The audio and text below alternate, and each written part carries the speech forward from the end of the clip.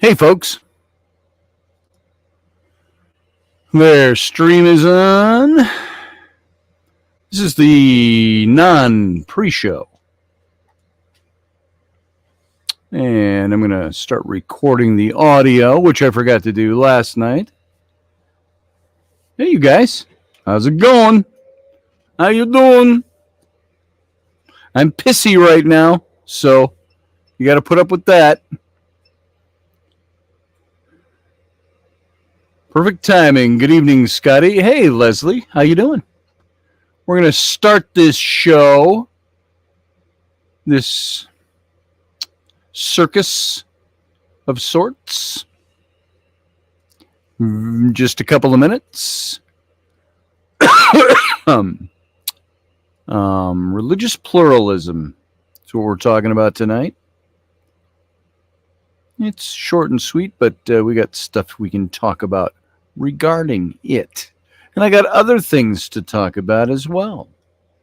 What do we got? We got 9:03 on the spot. We got a minute and 25 seconds before we start rolling. So, hey, Leslie. Hey, Carly Sagan. Let's see. Grumpy Stack. Good to see you, brother. You've been weirdly relaxed. Well, that's good. I've been pissy tonight. No, I was fine this afternoon.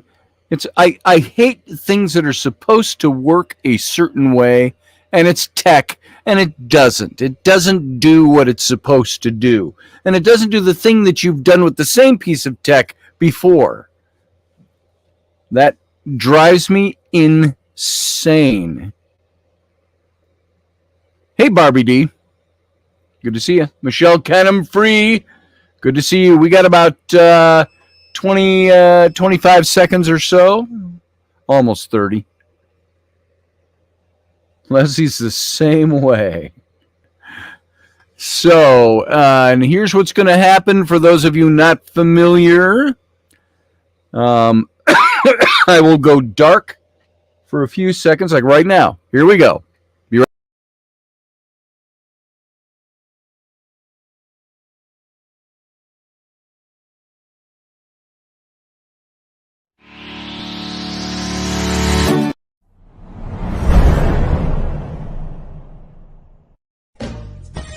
Are you looking for a really awesome and amazing graphic designer? How about an illustrator or a photographer? This is Rainey Roberts, and I wanted to tell you how you can get my designer, illustrator husband, Scotty Roberts, to work for you on your project. Do you have an awesome self-published book but no cover, or even worse, a cover that really sucks? Do you need a kick-ass logo for your company or some f***ing awesome graphic designs for your ads or website? Then get in touch with my husband for the best f***ing awesome kick-ass design and illustration. He knows his stuff, and he's been at this for more years than I've been alive. Go to ScottAllenRoberts.com. That's Scott with 2 T's, ALANROBERTS.com to take a look at his online portfolio of work, or call 651-468-8115. Now go out and kick some ass with some kick-ass graphic design. Hire my dad, so he can take me to Disneyland.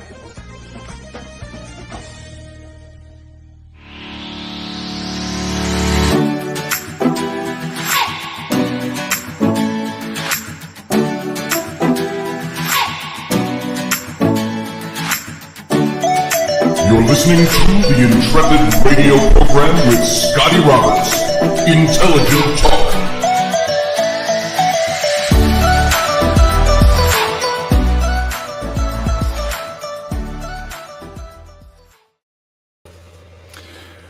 Greetings, ladies and gentlemen. Welcome to the program tonight.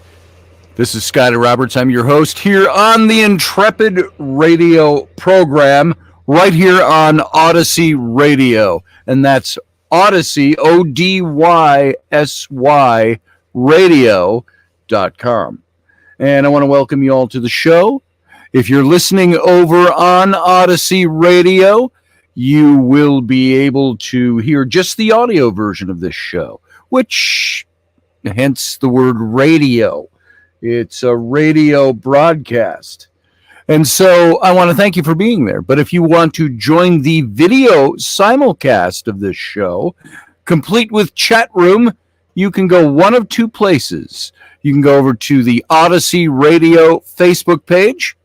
And if you go over there, I don't know what the exact URL is. I think it's facebook.com.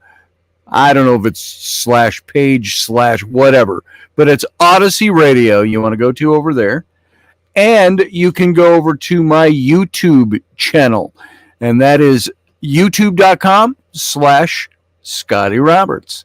And you will see the video broadcast along with the Intrepid family, which has pretty much made this YouTube page our page home, our radio show home. And so all of you, come on over, visit. Those of you in the YouTube channel, if you're not members of the channel, you can be. Hit the little join button. It'll tell you what to do from there. And Brianna Learman, welcome. Matthew Sainsbury, welcome. Carly Sagan, Leslie Holker, and who else we got? Michelle Canham-Free, Grumpy Stack. They're stacking up over there. You saw what I did there. I'm just amazing. Morgan Snow, she is there. And she says, sounds like my phone, Scotty. Does that mean sounds like your phone's ringing and you had to get it? Or there's something with the broadcast mic tonight? Let's take a look. Let's see what our audio is doing. It looks like it's doing okay. It says it's using this microphone right here. And let's see. Chad Sanders is here. Good to see you. And everybody else who's gathering in. So welcome. If I didn't say hello to you, it's because I'm just going to start moving into the show. And we're going to do our thing. And, you know, I wanted to try one of these because I need one of these right now because I'm pissy tonight. Remember we did these? We did these Spark Courage. You can see it if you're looking at the screen in the YouTube or the Facebook channel. Spark Courage. 50 ways to be bold. And you open this box up. I got this for like a quarter at a garage sale like a year and a half ago or something. It's got all these fake matchsticks inside, and printed on them are different sayings that help you be bold. And so it was an exercise for me to use these to say, is there anything enlightening here? Is there anything? I can just draw one of these at a random draw, and let's talk extemporaneously about whatever this topic is. So let's do that right now. I am going to dig deep into the matchbox, and I'm going to pull one out, and let's see what it says. Let go of the past, forgive someone, or release an old grudge. And there you can see it. I will hold it up for the camera. You can see that. Let go of the past, forgive someone, or release an old grudge. And so, what do you guys think about that? What comes to your mind when you hear that stuff? If you drew this for an affirmation type of thing for the day, or something that's supposed to encourage you of how to move forward and what to do for the day, or something just to give you boldness. Remember, the title on these is these are things to 50 ways to be bold. Spark your courage. So I would look at this and I'd say, let go of the past, forgive someone, or release an old grudge. Do that for the moment, for the day. When we talk about being awake, not woke, but awake. When you are awake and you are aware of who you are, you're aware of your surroundings. You're aware that you are awake is your awareness. And you start thinking about, it doesn't mean you don't get mad, you don't get pissy, you don't have an argument, you don't fight, you don't yell at the dog or anything like that, or the kids, such as the case may be. But it says, let go of the past. What are the things that are, do you know, the things that burden us down most of the time, cause most of our worries, cause most of our anxieties, cause most of our problems, are things that haunt us from the past. And so letting go of the past is something that is actually a very good thing to do. When I did tarot readings, I still do them. It made it sound like it was a thing of the ancient past. It's not. But when I do tarot readings, many times I would get that card that would talk about letting go of the past. If you let the past dictate who you are, in your current, it will keep you from moving forward. What's a good example of that? Any of you know? Hey, Michelle Canterbury, 9/11. There it is. Any of you have an idea of what it means to hang on to the past? Michelle Canterbury, I see a lot of the things that you post on Instagram and I think Facebook, or maybe it's just Instagram. And there are a lot of things that you post that fit right into this bill about how do you operate in the present? How do you move on into your future if you are allowing the past to govern who you are? Sometimes hey, Dave Potter over there in the chat room. I see you. Good to have you. Roger Rabbit, good to see you too. So how do we release the past? What are the kinds of things it's talking about? We all know people, maybe we have done it ourselves, or we have had other people be the brunt of this coming from us, or we have been the brunt of it. And that's, here's an example. Relationships. You get into a relationship and you say, I'll specify which sex I'm talking about because it's easier to make an example out of it. I could say a woman gets into a relationship with a guy. She's come out of a past relationship, and she's starting a new relationship. And their relationship goes smoothly and swimmingly along until suddenly it doesn't. And you start looking at some of the problems, and things start adding up, and the guy will inevitably say something like, hey, I'm not that old guy. That's the thing that's got you hung up, not me. And the woman will say, you're right, it is, and it either works to being fixed or doesn't. And because what do? We sometimes bring all the baggage with us from somebody else and something else and just unload it into the new situation. And it's not fair to the person you're with. It's not fair to the company you're with, whatever situation you're in. And so sometimes you just have to let that stuff go.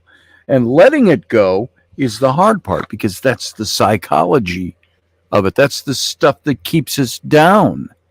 It keeps holding on to us, and letting go of that is sometimes a very tough thing to do. But it's the thing we have to work at doing the most. Letting go of the old stuff. Now, it could be a relationship. It could be a job you had. It could be the fear of the dark. It could be the fear of, excuse me,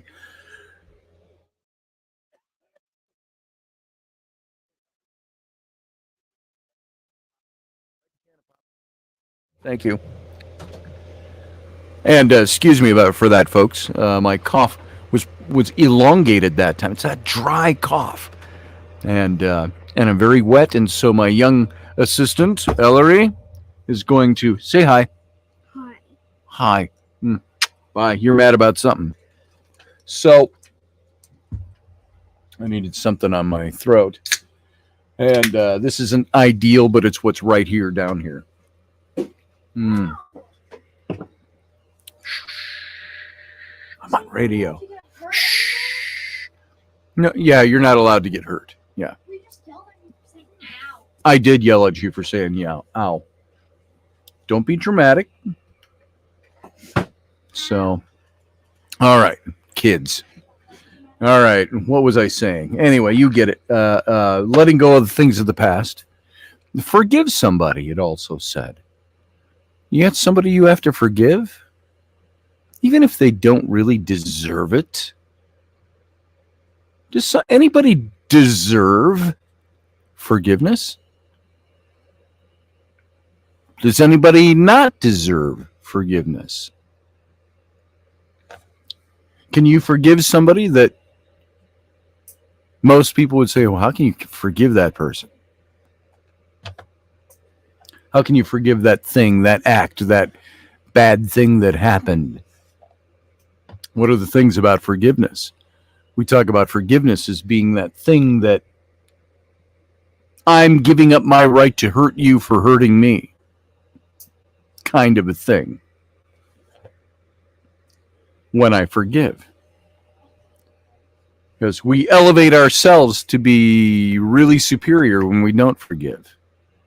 That person doesn't deserve my forgiveness. Well, it's like, who the hell are you?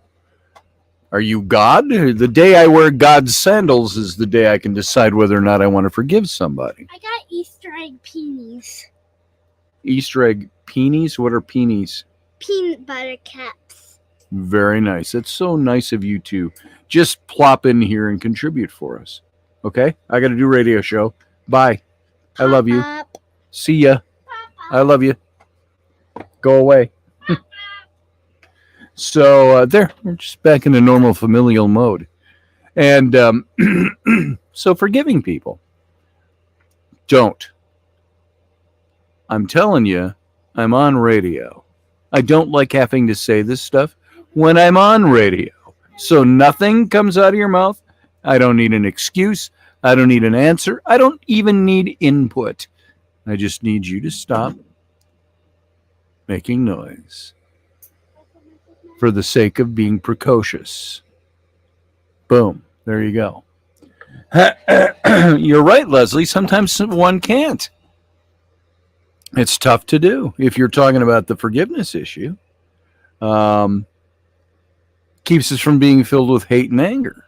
Yeah, that's one thing. It also releases us. It's not letting the past dictate who I am now.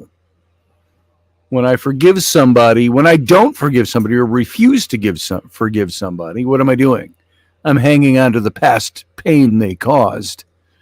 I'm hanging on to my right to be angry for them hurting me or hurting somebody else I know. Now, forgiveness doesn't mean you become a doormat. Doesn't mean you let somebody walk all over you. It doesn't even necessarily mean totally forgetting. Forgiveness is separating yourself from the offense. Not that you've forgotten it, it's that you don't act on it as an active thing anymore. Yeah, that happened. I'm done. I can talk about past things that happened to me. I forgave things my ex-wife did. I forgave her for those things. You've heard those stories. But have I forgotten them? Obviously not. So, forgiveness is that part of letting go of the past. And then find something. I put the thing away, and now I can't remember what I said the third thing on there was, what you're supposed to focus on or do. But you get the idea. There you go. Spark courage, spark boldness. 50 ways to be bold, that's one of them right there. Be bold by boldly forgiving and boldly leaving the past where the past belongs. And I also wanted to hit something that I talked about yesterday, and I said I was going to hit this, and I want to read this to you. This is the whole thing with the Oscar Awards, the Academy Awards the other night, with Will Smith slapping Chris Rock in the face. My initial reaction was, oh, man. And then I thought, I don't care. Doesn't make any difference to me. I will give this as much time as it does, and I'd be done and moving on to another thing. Didn't care. Didn't have any problem with it. Didn't care to have a problem with it. Didn't care to like or dislike. To me, it was a couple of very rich Hollywood elites having a problem. I didn't know what caused the problem. I didn't care. I didn't see it live because if I didn't know about that incident being reported on the next morning, I never even would have known the Academy Awards took place the night before. So it's become a thing, though. When it first started, it was like, I don't care. Then a couple of people said things, and I commented on them. Knocked the POC off of me. There you go. Nice. So I looked at that event. I look at the way people are reacting about it, and they're becoming extreme. We've become a society of extreme reactions to things. And everything, absolutely everything, has to be wrapped around political correctness or wrapped around what's the thing I'm thinking of that this thing has become. It's all wrapped around it's got to be a bigger issue than it is. It's got to be politicized, and everybody's got to take sides on what is the right thing to do or the wrong thing to do. And so Rainey pointed out this article to me. This is Kareem Abdul-Jabbar. He had this to say, and he's an old basketball player. Some of you may remember him. He was playing basketball when I was in high school. So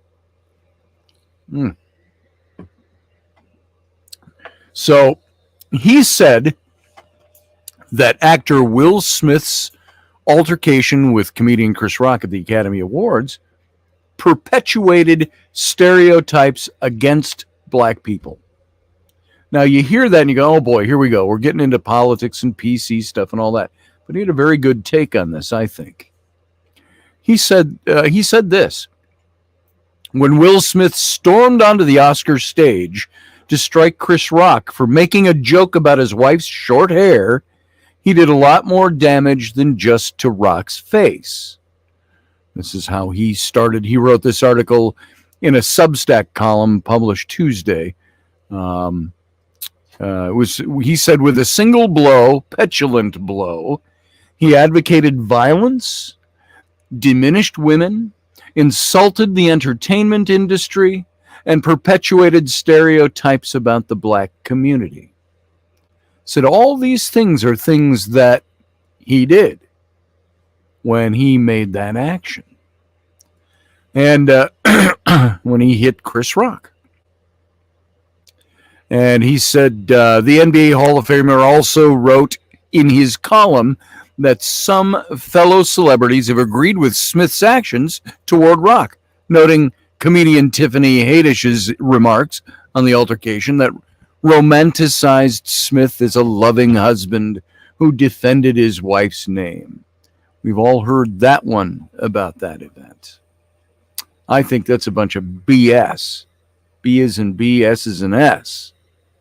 Well, actually, Kareem Abdul-Jabbar goes on and says, actually, it was the opposite. Smith's slap was also a slap to women. If Rock had physically attacked Pinkett Smith, Smith's intervention would have been welcome. Or if he'd remained in his seat and yelled his post-slap threat, that would have been unnecessary but understandable. But by hitting Rock, he announced that his wife was incapable of defending herself against words. And Abdul-Jabbar wrote, he went on, from everything I'd seen of Pinkett Smith over the years, that's Jada Pinkett Smith, she's a very capable, tough, smart woman who can single-handedly take on a lame joke at the Academy Awards show. He went on, and Abdul-Jabbar, and he noted in his column that Smith's incident will allow more pundits to continue to push a narrative that black people are more prone to violence and less able to control their emotions, also applauding Rock for handling the situation with grace and maturity. He said, I don't want to see him punished or ostracized because of this one, albeit a big one, mistake. I just want this to be a cautionary tale for others not to romanticize or glorify bad behavior. And I want Smith to be the man who really protects others by admitting the harm he's done to others. That's how Abdul-Jabbar concluded it. Smith, who won the Best Actor Oscar for his performance in King Richard, issued a statement on Monday apologizing to Rock, the Academy, and the audience for his actions, calling them unacceptable and inexcusable. The Academy announced earlier that day, on Monday, it will conduct a formal review of the incident, condemning Smith's actions toward Rock as well. Um, so that's the story, and I thought there was a lot more meat to what Kareem Abdul-Jabbar wrote, and which is now no longer in that article. But that was, I've seen it. Rainey posted the whole thing, and Facebook either took it down or the person who posted it took it down. I don't know which. Or somebody complained and Facebook automatically took it down without asking any questions. So that's my take on that whole thing too. Is that what Will Smith did, I think was unconscionable. Now, if somebody attacked my wife verbally, they might get a verbal earful back from me. But my wife is also somebody who is very capable. She can handle herself. She's over there flexing right now on her side. She's in a tank top flexing. And hi. That's shareable. No, it's not, she said. So she's flexing over there, but she's capable. But if there was ever a point where I felt she wasn't, I could step in and I could say words. My first reaction wouldn't be over a bad joke about my wife to go slap the guy in the face, especially in a setting that involved all of my colleagues and involved a lot of people from the outside watching, especially on television to millions of viewers. Grumpy Stack said he forgives you, Randy. I don't know for what. Yeah. Yeah, Rainey, Leslie said she'd be flexing her foot. So what I believe what Will Smith did was wrong. And I said it from the beginning. I said, that's just wrong behavior. In a society, and it's funny that the people that I saw promoting his behavior as being the right thing to do are the same people I've seen condemning violence of any kind. And yet, when it came to this, he was defending his wife. No, he really wasn't. If you know the demons that Will Smith has with his wife, their situation, whatever, how recently was it he learned of the affair she had and they decided to patch it up. He's being a wounded puppy is what he's being. He was demasculated and at home, and his masculinity was attacked and wounded and things like that. So all of that stuff, I think, played into why he felt the need to have to. And you realize, and remember, he was laughing at first, and then he got to look at his wife's face and went, "Whoa! If I don't do something dramatic now, I'm in deep shit at home." And so he changed what he was doing. And that's why it happened the way it did. And yeah, then I'd have Dave Potter step in with steel, right? And I can handle myself with steel. Not like Dave, though. Dave's a master. He's a certified master. I'm not. He's a sword master, Rainey said. Rainey, I'm a sword master. That's what you think. That's what you think, she said. So I could have just let that go. I didn't have to tell you she said that. I could have said she agrees. So that's my story that I wanted to hit for tonight from Kareem Abdul-Jabbar. And I thought it was worth looking at and worth getting into a little bit to see what he had to say. You coming over to Flex? You should. Looking like that? Oh, that's beautiful. Folks, it's a family show. If only I could tell you what I saw. So let me take a drink. Maybe if we coax her, she'll come over and do a little muscle flexing for you. You gonna come and do it? Show them your muscles. Wow.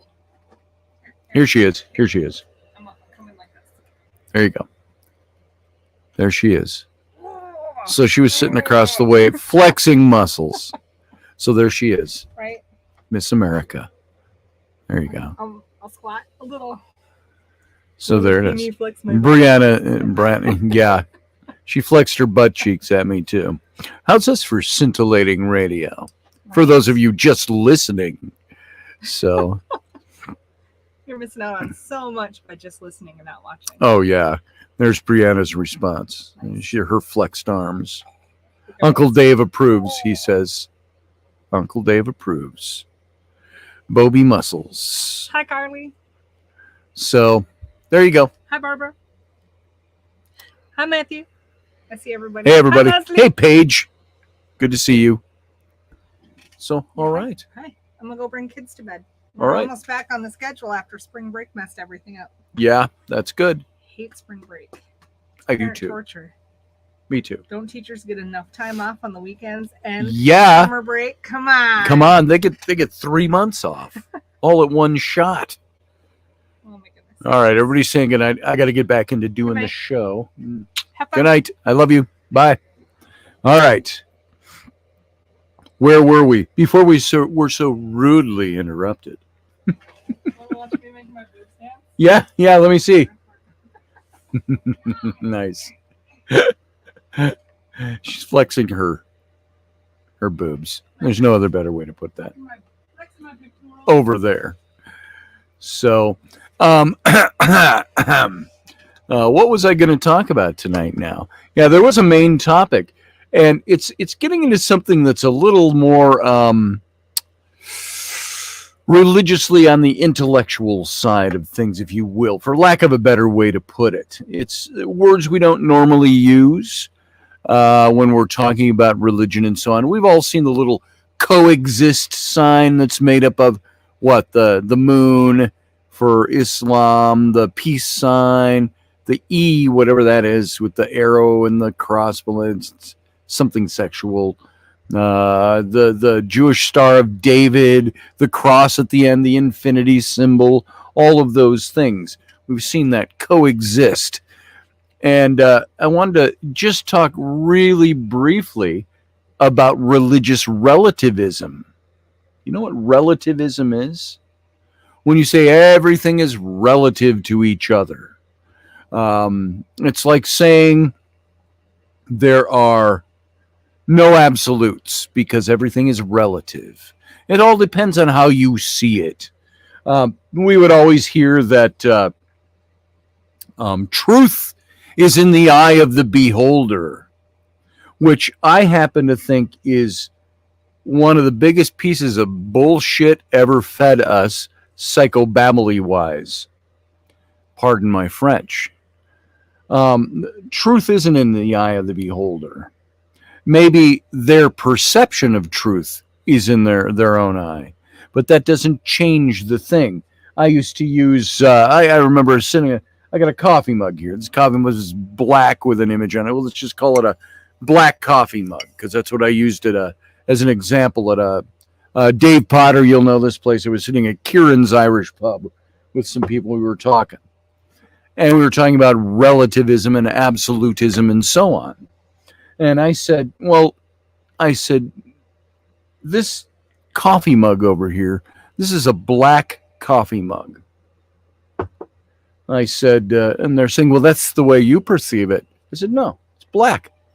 The color is black. How you perceive it or I perceive it doesn't matter a hill of beans. It's how we perceive something doesn't change the innate nature of something. And that's what I'm talking about when I get into relativism, and I get into relativism. Really, it's the whole thing is. Why am I slipping on the word here? I got to think of the word that I was using. Relativism versus pluralism.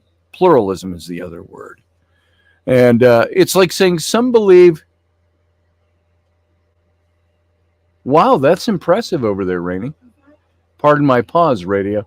She's lifting weights and doing exercises in that tank top, but she's standing under a spotlight on her side of the room. So it's brightly lit with really contrasty dark shadows. It's right over the top of her, so you can fill in the imagination gap. I know. I'm not always watching. I'm working. You just happen to be right in the line of sight here.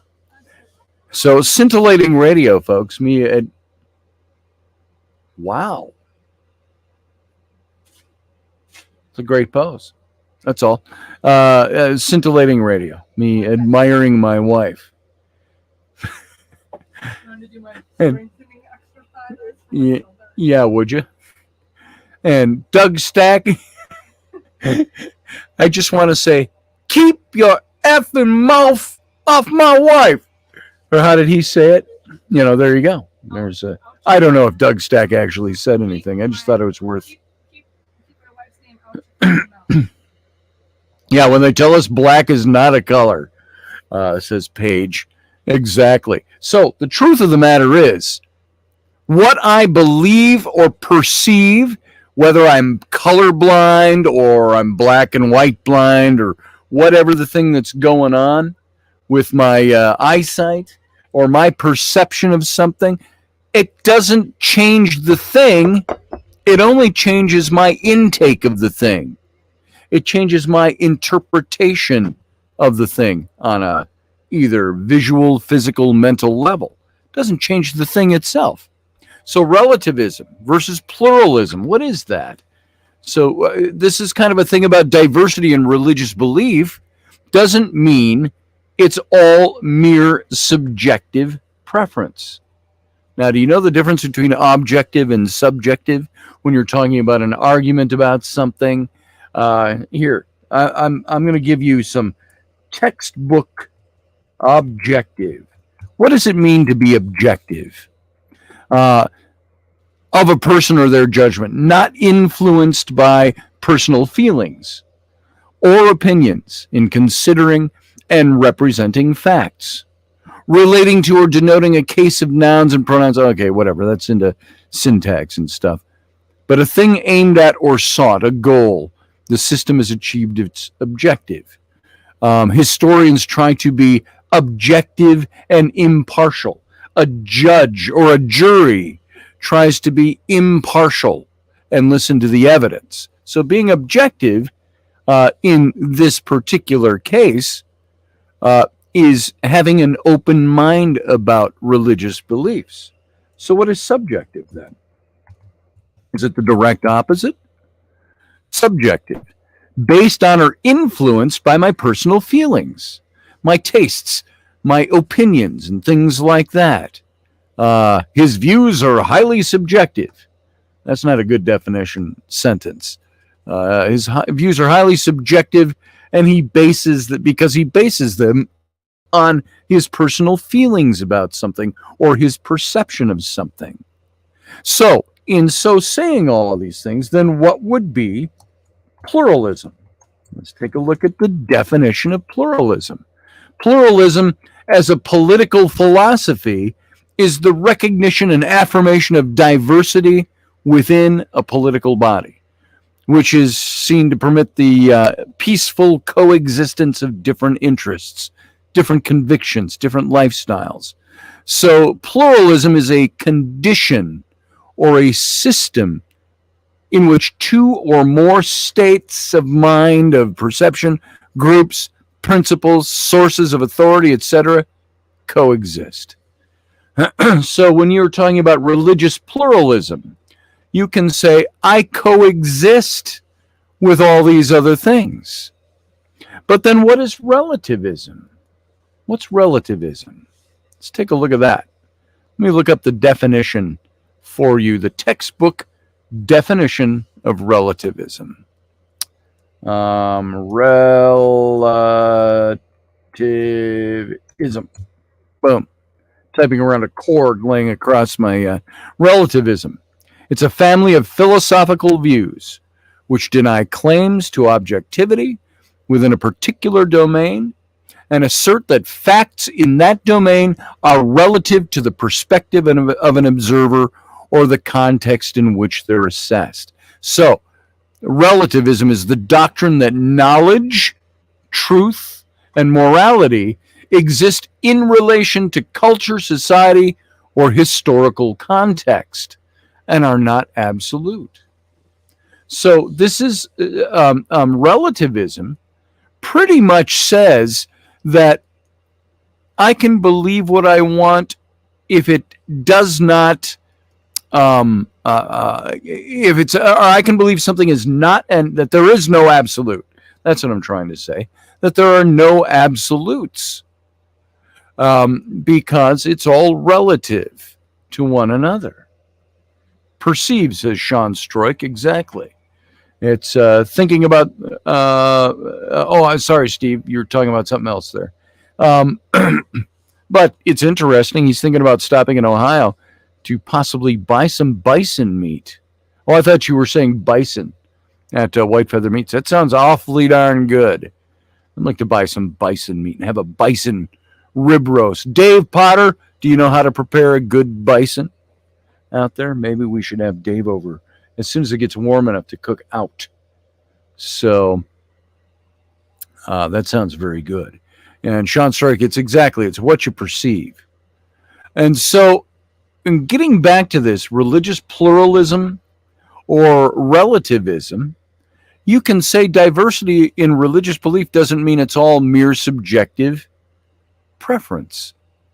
So if you're diverse in your religious beliefs, you're not just being subjective, is the main thesis here. Now, the only reason I got into this is we were talking last night and the night before. And the night before, it started with Hypatia of Alexandria and her martyrdom, the martyrdom of her, and she wasn't Christian. She was killed by Christians for her pagan beliefs, for everything we already talked about. We're not going to get into that again.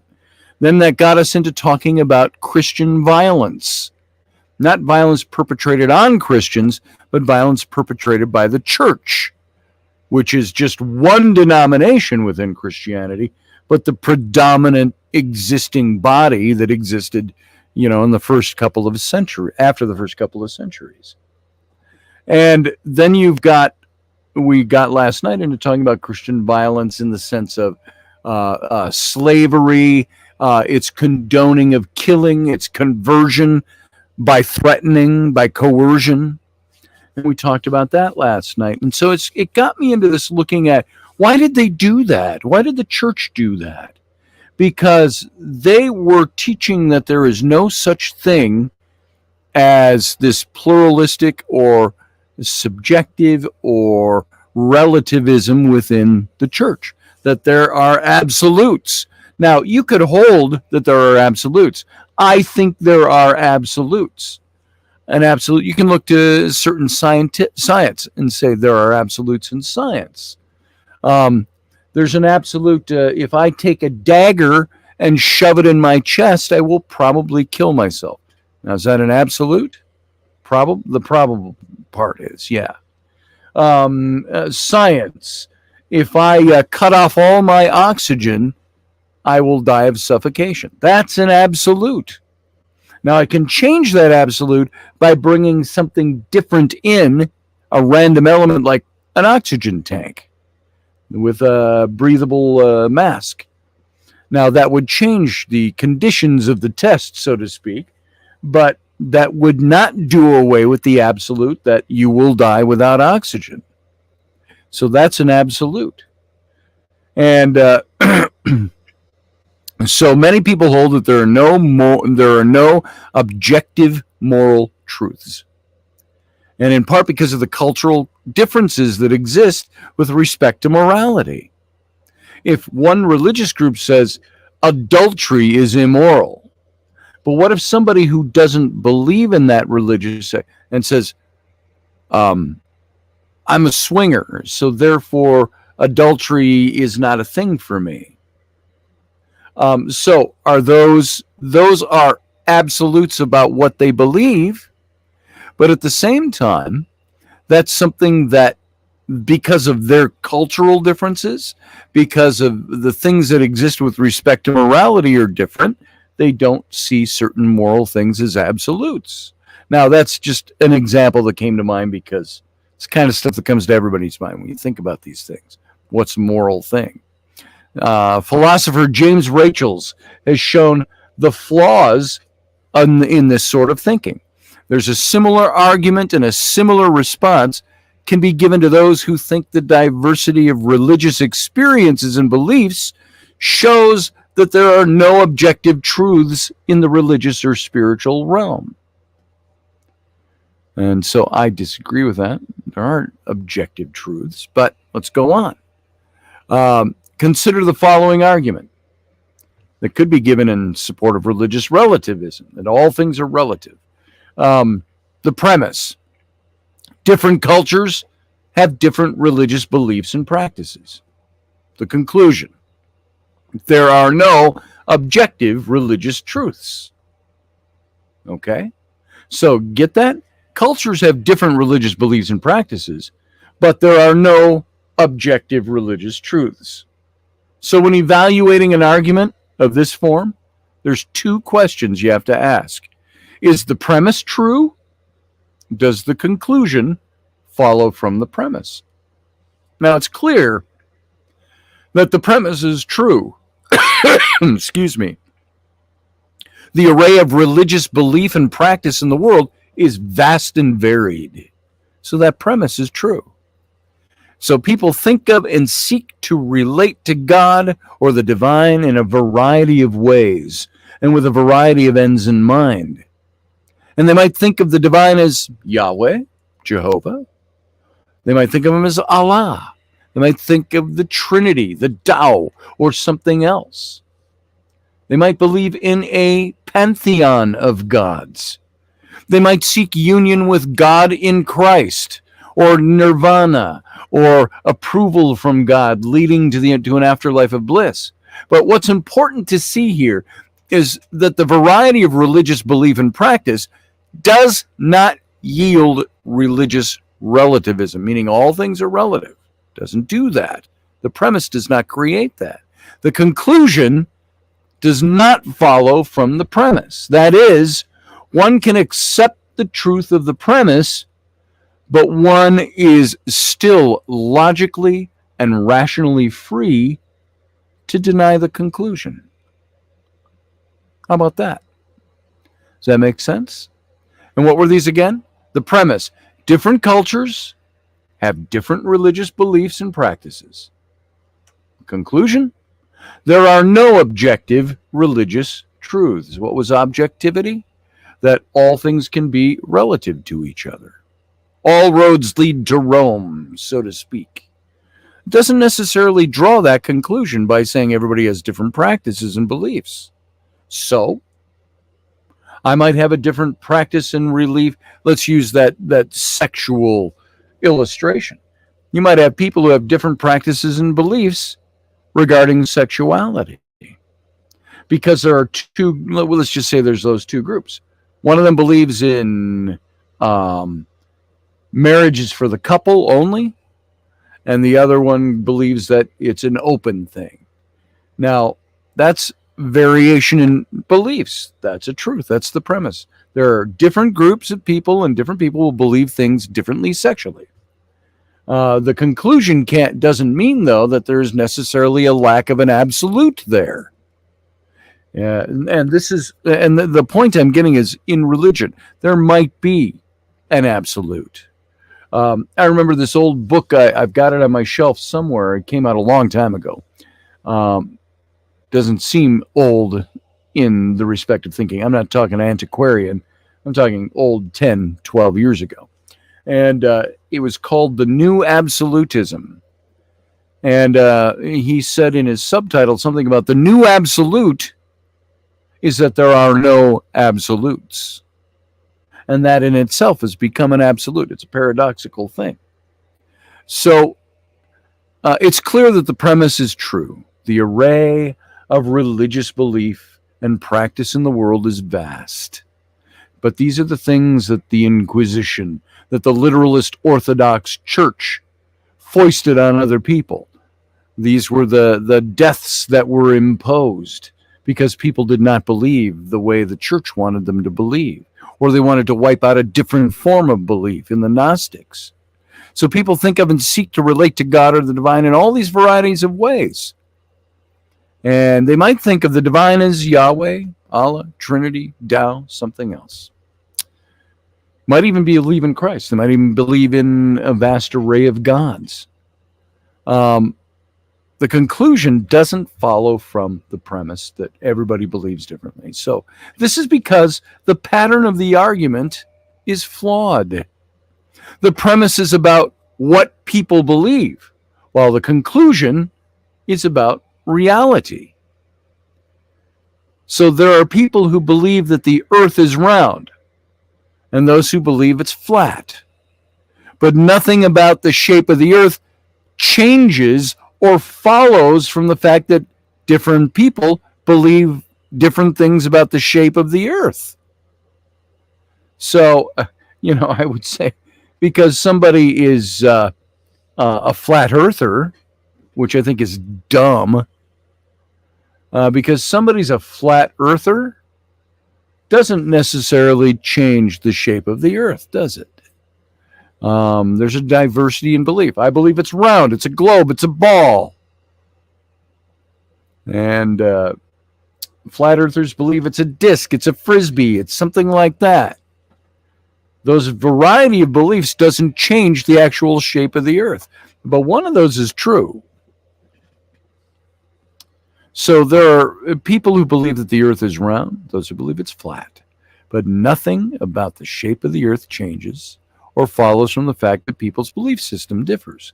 So what matters is the evidence that's given for or against a particular belief or set of beliefs. And this is true for any realm of inquiry. This is why the skeptic's credo, which I'm not a full-blown way over there skeptic, which I believe there's different kinds of skeptics. I haven't talked about this for a long time. This is the big S skeptic and the small S skeptic. The big S skeptic says, no, it isn't. No, it doesn't. No, that's not true. The small S skeptic says, well, I'd like to learn more about that. I'd like to see the evidence of that. But skepticism in general says, extraordinary claims require extraordinary evidence. So you could ask, how could people be killing each other over religion? Because religion became something else. It became something that was inculcated into politics and government. And it was a way to control people. So just because there are diverse religious beliefs, it does not follow that religious belief is a mere subjective preference or opinion. So if there's no objective religious facts, it is not because the sort of argument considered here establishes this claim. So those who think all religious claims are relative will need to find other evidence in support of their view, or else abandon it. If there's no evidence for your point of view, throw it away, because it's meaningless. It means nothing. All right, that's all I got to say on that. And that's what I think leads to people getting angry, people murdering, all over religious or spiritual belief. So Dave Potter says they kill each other based on the dogma of man, not on the word of God. There you go. Some of them might not even believe the word of God, Dave. That's the thing. So I got into a discussion with a guy today at the barber shop about some things. I wasn't disagreeing with him or anything, but he was very born again, and I was not. I believed differently than he did. So anyway, more on this. We'll get to more of this tomorrow. It's Thursday. Tomorrow's Friday. I think Fridays should be Freaky Fridays. They should be Paranormal Fridays. Oh, and I do want to announce, after a month of playing this up, I don't have time. I'll do it in the overtime. So you guys, live long and prosper. Thanks for being here.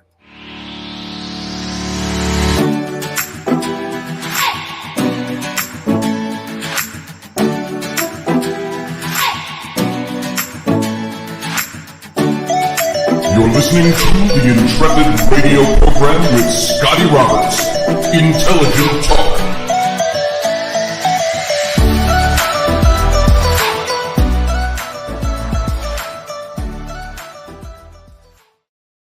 All right, hey, I'm back magically. We are off air over at Odyssey Radio, and so I've got to cut that button off in just about 50 seconds here, something like that. No, 1 second. There we go. Boom. There, we're done over at Odyssey. I can unplug this so I don't get that echo coming back in now. And so we're done. So I was going to tell you about the Kickstarter, what happened with that Kickstarter campaign. We didn't meet our goal. That ended at about 5 to 6 o'clock today. So what I did do, though, is immediately, because I had several people ask me, I know Leslie asked, and I had other people asking, this whole thing with the Kickstarter, as I've said all the way along, and there were still some people that didn't get it, even up to the very end. So the Kickstarter, for any pledge you made at the Kickstarter, it didn't take it out of your card that day. Nobody got charged anything unless the Kickstarter met its goal. And so it didn't meet its goal, so it all vanishes. It all goes away. And I don't even have a list that I can access of the people who made pledges. And they didn't give you that information. You weren't even supposed to be able to be privy to that information until and unless you reach that goal. Now, many of the people on there, I knew who they were, and I took screenshots of it, so I had it, and I can connect with those people. But I'm going to tell you this book is still going to be published. And I talked to our publisher, our financier, and he said, well, we'll just get this thing done.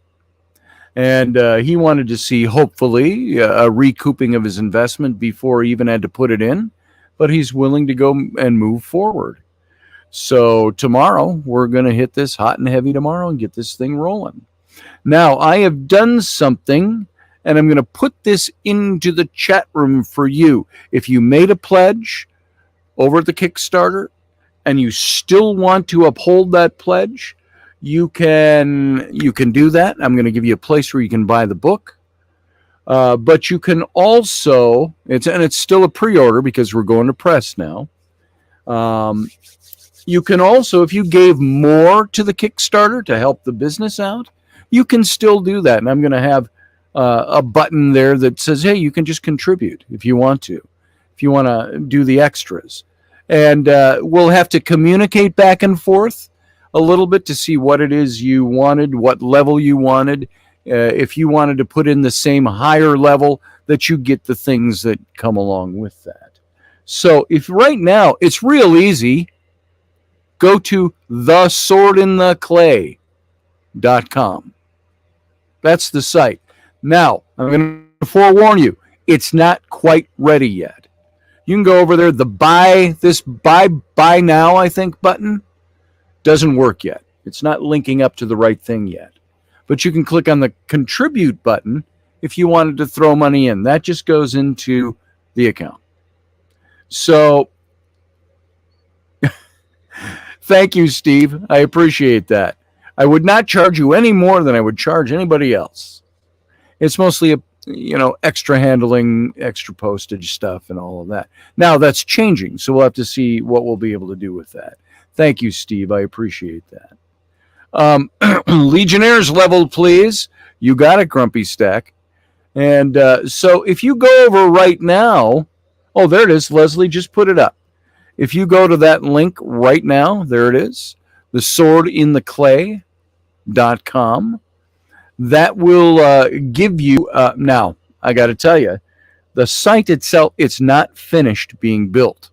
So, but I was striving valiantly to have this done by the time, because I didn't start working on it until after 6 o'clock tonight. So it's just the basics right now. If you click on buy the book, look where it takes you. It takes you right back to the main page. What that's got to do is click up to the product page, which will have a button where you can order it. And you can pay through, it's now through GoDaddy's payment system.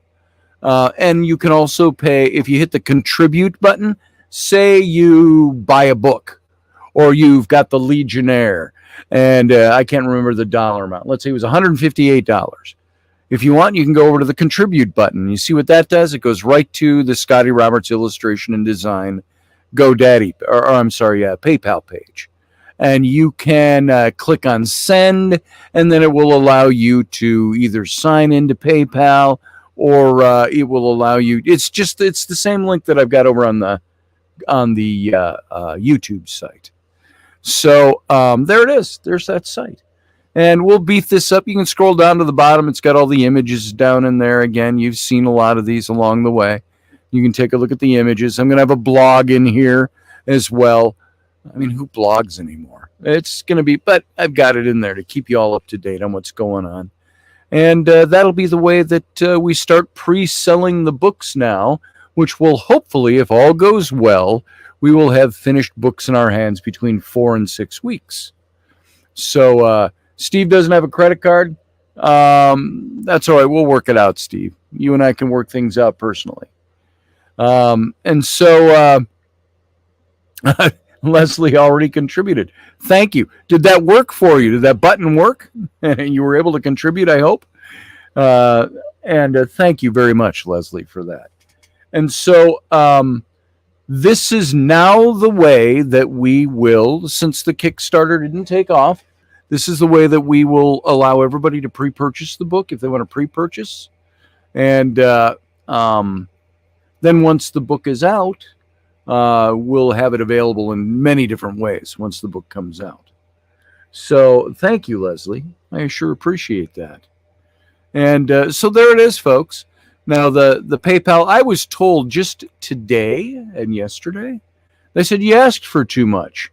I said, I just asked for what we needed. And they said, well, they found that the Kickstarters that work the best, you put, I need $4,000. And you might end up with $35,000.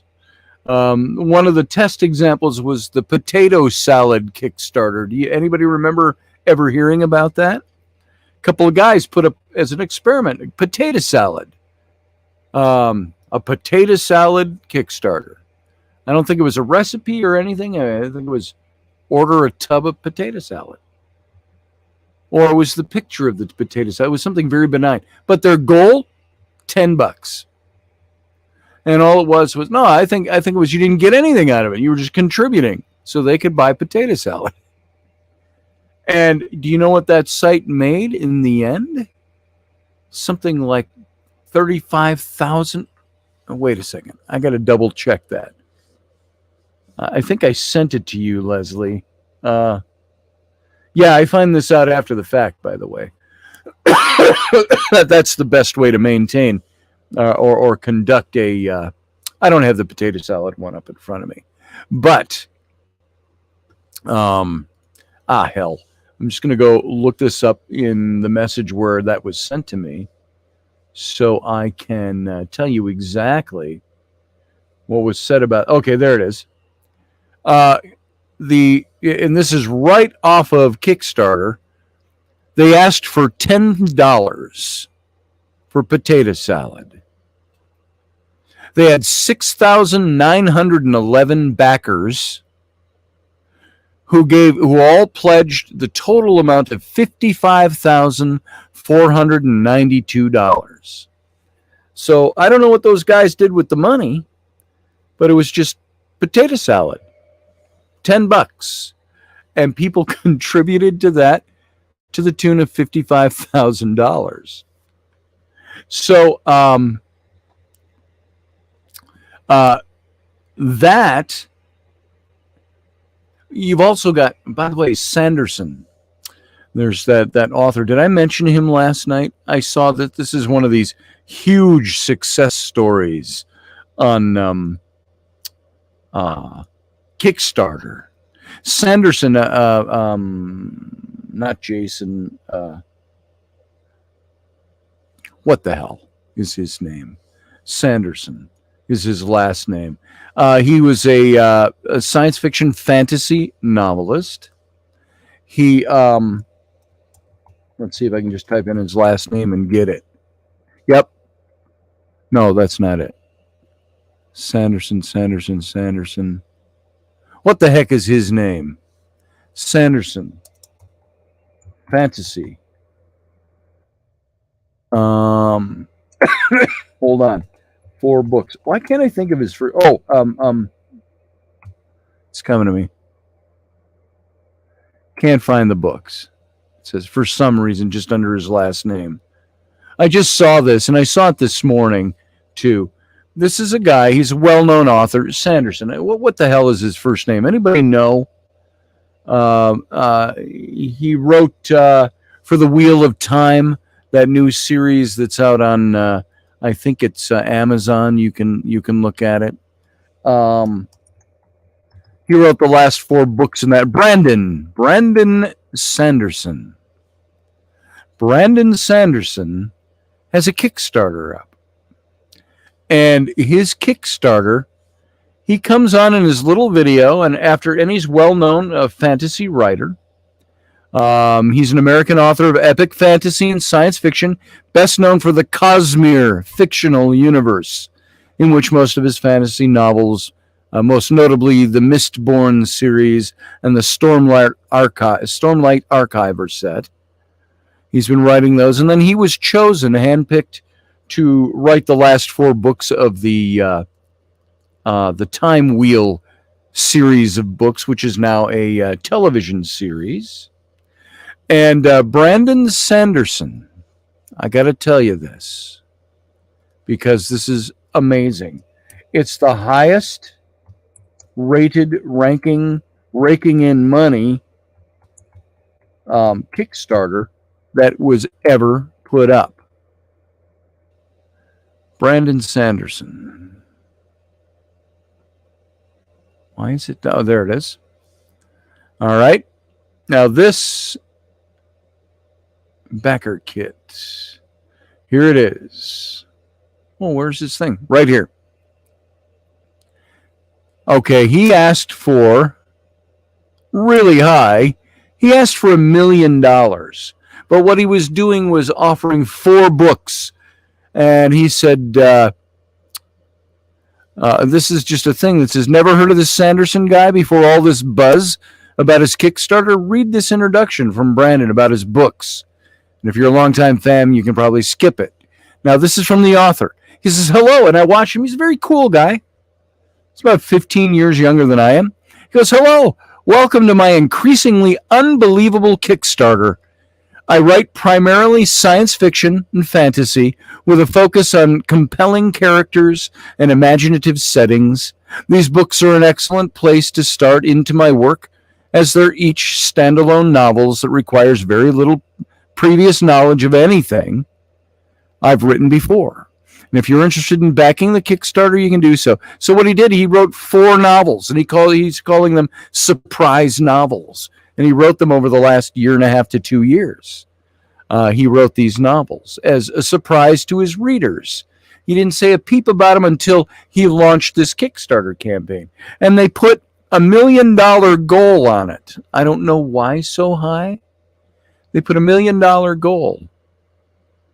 And guess how much money they've taken in? And the last I saw, there was still 28 days left in his campaign. 185,339 backers. They've taken in $41,754,053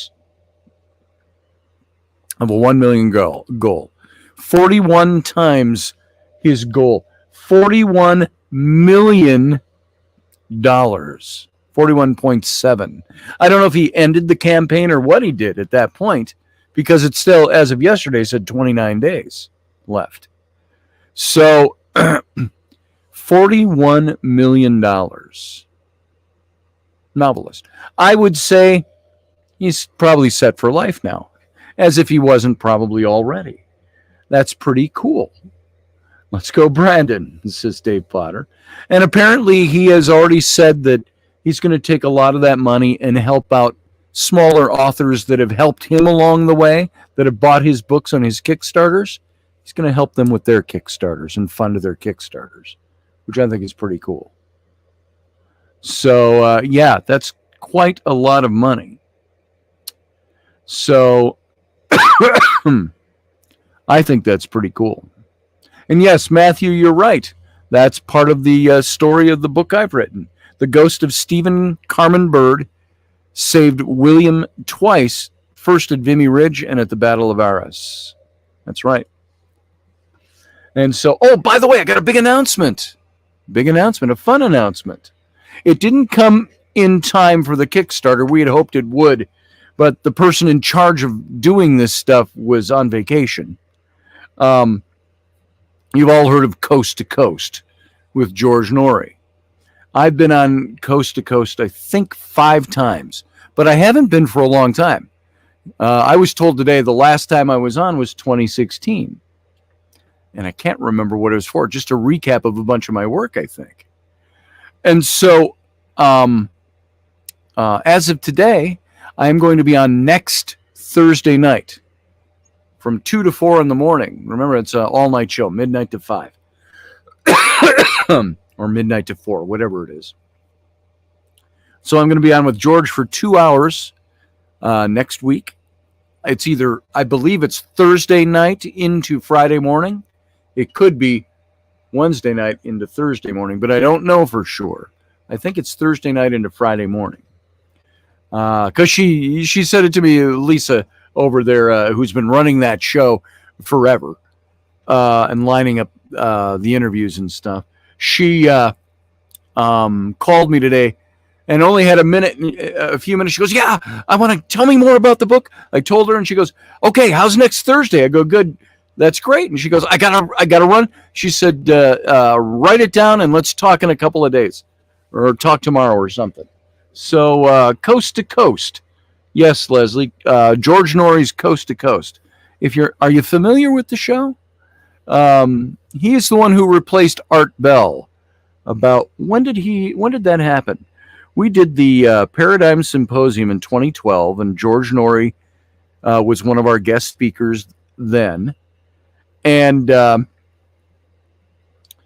he had already been doing it for a few years, so I'm not sure when that happened. But all right, Michelle Cannonpree, thank you. Thanks, Morgan Snow. So I haven't been on with him for a while. And so, and it's kind of neat. It's like once he's had you on and you've been on a few times, like my friend Micah Hanks has been a regular on that show, and a couple of other people I know. And it's like George treats you like your old family. And he'll get on and go, well, Scotty Roberts, it's been a year or two since we've talked. How the hell are you? And he does his stuff and his show, and it's great. And I haven't heard of it. Art Bell was still on around 2012. We used to listen to him. I think George Norrie had already taken over Coast to Coast. I think Art Bell was broadcasting, but not Coast to Coast anymore in 2012. So it was just a few years before that, I believe. It'd be real easy. When did Norrie take over Coast to Coast? Let's see if I can get an answer doing that. January of 2003, it says. In 1998, Premier Networks purchased the Chancellor Broadcasting Company with Art Bell's show on about 400 stations. He was plagued with ongoing back problems. Art Bell decided to retire and named George Norrie as his successor, who took over the show in January of 2003. And so then Art Bell came back for a while and did his own show on a different network. So there you go. So that's exciting news. I was hoping to get on that show before the Kickstarter was over so we could hopefully add some oomph to the Kickstarter. That didn't happen, but that's okay. We'll start promoting the heck out of this book now. That's another reason I want this website up. So there you go. That's some fun stuff. That's a couple of fun things happening today. So the Kickstarter didn't make it. Probably technical issues that other people told me about today that I should have known ahead of time. But at the same time, we're going to publish anyway. And so it allows me to start entering into doing all these other things now, which we probably would have done anyway, too. So, anyway, so there you go. So go over to theswordintheclay.com. Site's not totally built yet, but you can go over there and you can see what's going on. Well, see right here, it says it's in the category. It's doing the right thing. Oh, it shows up at the bottom of the page. When you click on the main page, you click on buy the book, boom, it takes you all the way down to the bottom is where the book is. And you can click on that and purchase it there. You can add it to your cart. I haven't even had a chance to do this yet because it wasn't working for me earlier. You can add it to your cart. You can check out. And when you check out, it takes you to, you can fast check out with PayPal, or you can customer confirmation. I think it's just the PayPal setup, which is very cool. And already have an account. You can sign in, shipping address, yada, yada. You're supposed to be able to also purchase it through GoDaddy.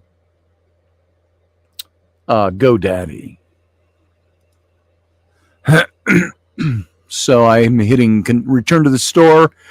It's not taking me there. Excuse me. So, but it's cool. At least we know that that's working.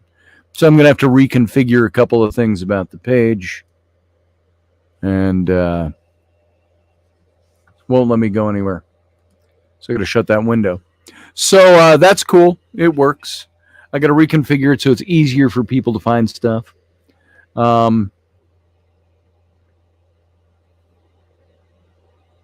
Let's see. Graveyard shift, been there. Blah, blah, blah, blah, blah, blah. I'm just looking at some of your posts. Will you be able to repost the show so we can hear it on replay? No. If I'm lucky, I'll be sleeping when you're on. Yeah. No, but you can. I think you can listen to his archives. They put up some of their archives. I'll ask about that and find out. I think you have to be a member, a paid member of Coast to Coast to listen to their archives, but I don't know this for sure. I'll find out, though. All right. Well, there you go. So now you know how to find the website. That's where you can order books. That's where you can contribute if you wanted to contribute more. And it's set up. It's just wonky right now. So I have to go fix it. Fix where things are going and flowing and stuff like that. So waiting for play.google.com to get into the Sword in the Clay. Oh, there we go. So there you are. And is this the main page? It's showing the all products at the bottom. That's what it is. It's got the all products at the bottom. You can scroll all the way to the bottom. So I'm going to have to put that up a little higher. I'm going to have to link it into the buy the book link. So right now the buy the book link takes you right into that category, which is awfully weird. So anyway, not anything you have to worry about. There's the website. The pictures are up there. We'll do a blog on there and stuff and try to get this website will be the main hub where people can buy the book until it's out. And it'll probably go into, you'll see it on Amazon. You'll probably see it on Barnes & Noble. You'll see it at different bookstores as we're going for distribution of the book as well. Hey, Robert V. Good to see you. Nice that you came in. We're almost done. I have to get you earlier in the show some night. So, Robert V., I'm glad to have you, though. Happy to have you.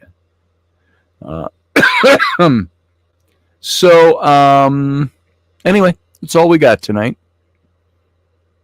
I appreciate everybody who is here tonight. I appreciate your giving me your time. Hey, Anthony, the best Van Eaton. Wait, this isn't the Scotty Roberts from Sci-Fi off of Ghost Hunters. I was never on the show Ghost Hunters. I was on Ancient Aliens a few times.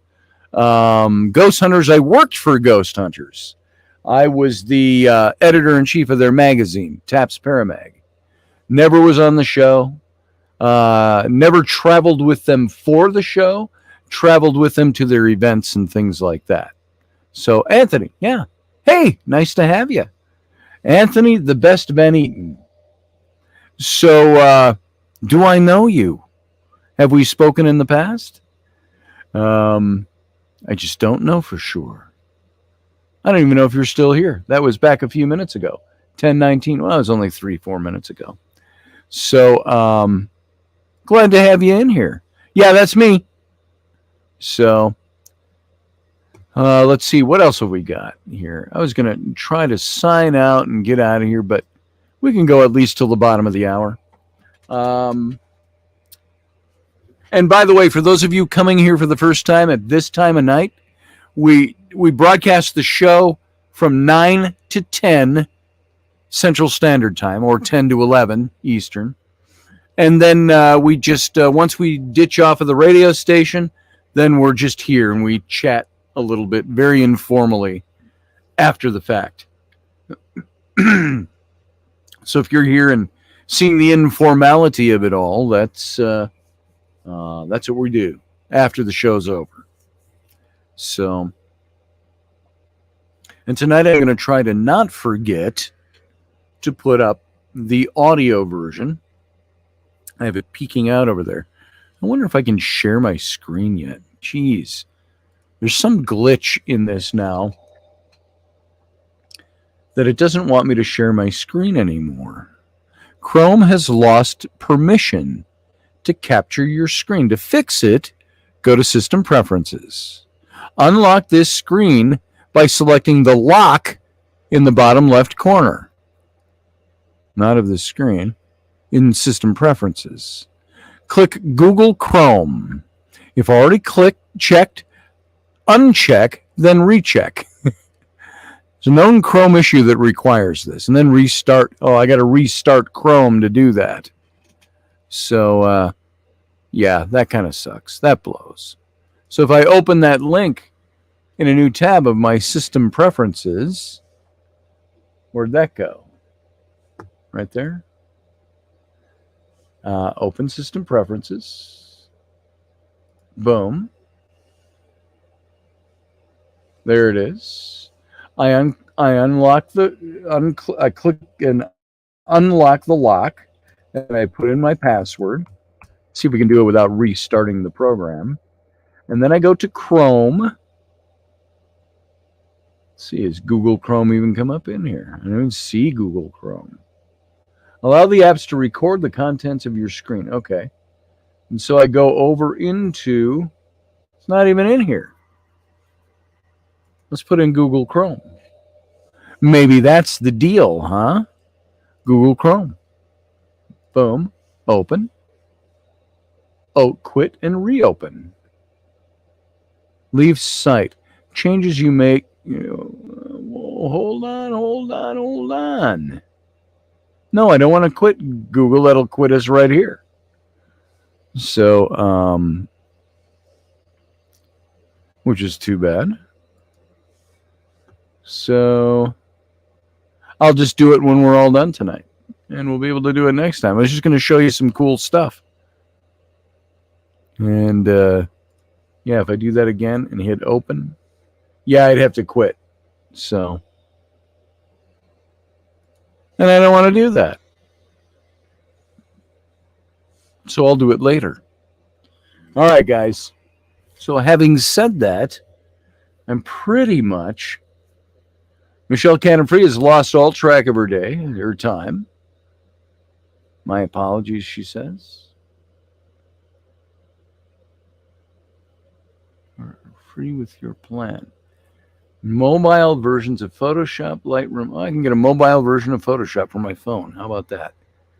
Just an announcement just came up. So again, those of you joining late, we're in the informal, the captain's cabin portion of the show. And we're going to round this up pretty good.